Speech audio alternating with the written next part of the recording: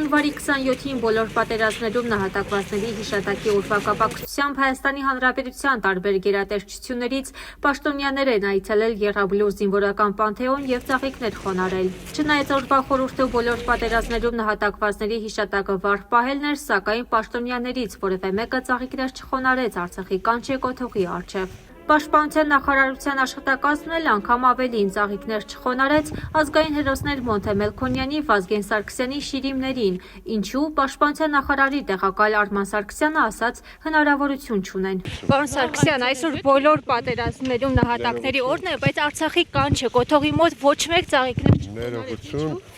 Հայեր չեն զոհվել 23 թվականին։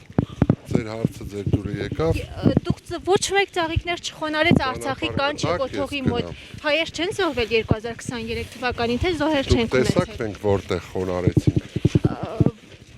Ես տեսա, որ բոլորի մոտ խոնարհվեցին, բայց Արցախի կանչի մոտ